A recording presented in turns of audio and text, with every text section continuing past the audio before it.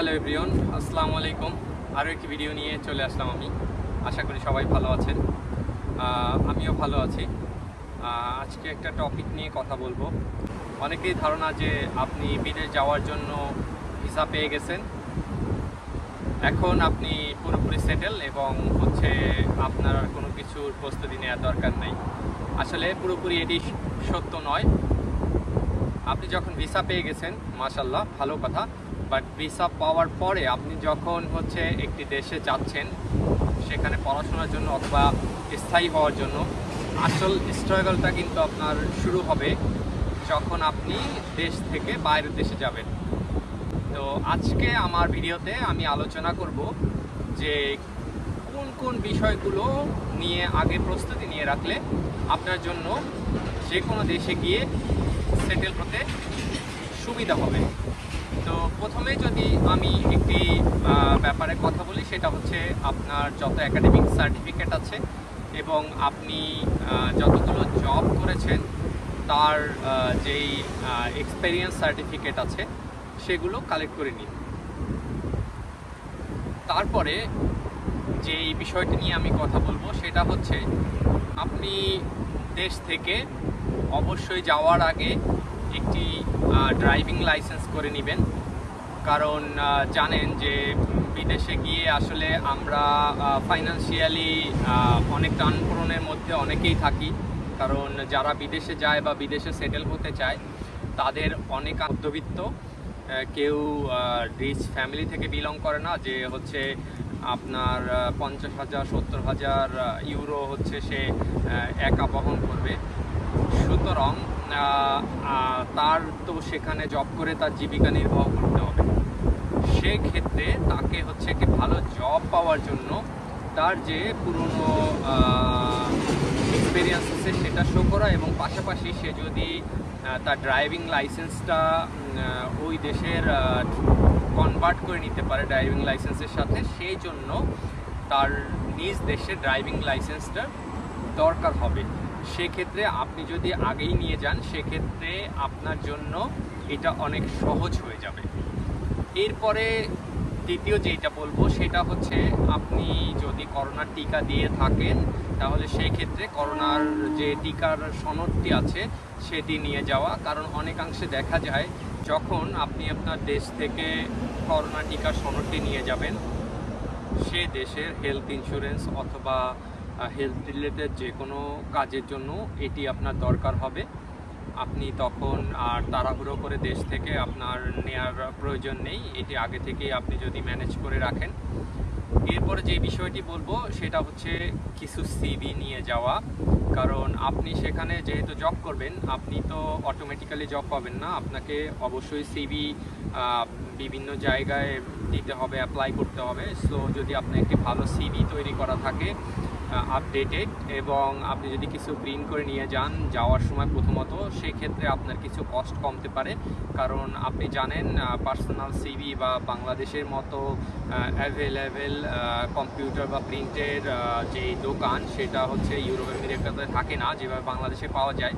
So হয়তো বা আপনি 10, 15, 20 কপি সিভি আপনি আগে থেকে রেডি করে নিয়ে যেতে পারেন।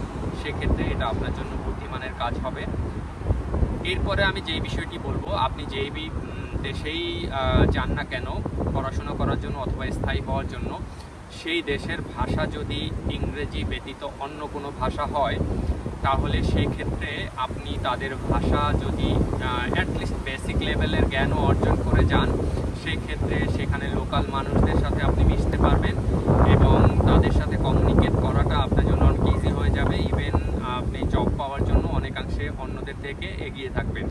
তাই বাংলাদেশে প্রায় অনেকগুলো দেশেরই সরকারি কোর্স আছে।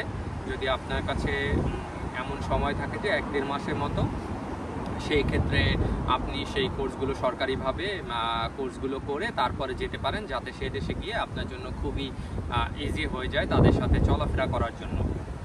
এরপরে যদি আমি আরেকটা বিষয় বলি, সেটা আপনি যাওয়ার সময় যদি শীতপ্রধান দেশে যান অথবা গরম কোনো দেশে যান, সেই ক্ষেত্রে সেই অনুযায়ী আপনার ড্রেস আপ হতে হবে। কারণ আপনি ওখানে সার্ভাইভ করতে হলে আপনাকে অবশ্যই হচ্ছে শীতের জামা অথবা হচ্ছে নরম কটনের জামা পরতে হবে যদি সেটা গরম দেশ হয়। তো সেই জন্য আপনি বাংলাদেশ থেকে বাইরের দেশে হচ্ছে জামা কাপড়ের দাম অনেক বেশি, যেটা বাংলাদেশে খুবই কম। সেক্ষেত্রে আপনি বুদ্ধিমানের পরিচয় দিবেন যদি আপনি একটু মাথা খাটিয়ে সেইভাবে প্রস্তুতি নিয়ে চলে যেতে পারেন। এরপরে মোস্ট ইম্পর্টেন্ট একটা বিষয় বলবো, সেটা হচ্ছে কিছু ঔষধ। আসলে আমাদের সবারই ঠান্ডা কাশি সর্দি বা হচ্ছে কারো কোনো রোগশোক থাকতে পারে। সেই ক্ষেত্রে আপনি যদি দেশ থেকে এগুলো নিয়ে যান তাহলে আপনার জন্য খুবই হ্যাসেল ফ্রি হবে, কারণ এই ওষুধগুলো যখন আপনি দেশের বাইরে থেকে কিনবেন একটু এক্সপেন্সিভ, আর হচ্ছে আপনি ওই সেম ক্যাটাগরির ওষুধ পাওয়া আসলে টাফ। আর এদিকে প্রেসক্রিপশন ছাড়া আপনি আসলেই ওষুধ পাবেন না, ওষুধ পাওয়া খুবই টাফ। ফার্মেসি থেকে আপনাকে ফিরিয়ে দিবে অথবা ডাক্তারের প্রেসক্রিপশন লাগবে। অনেক সময় ডাক্তারও হচ্ছে বাংলাদেশি ডাক্তারদের মতো এত আপনাকে অ্যান্টিবায়োটিক বা এত কিছু দিবে না খুব ইনস্ট্যান্টলি।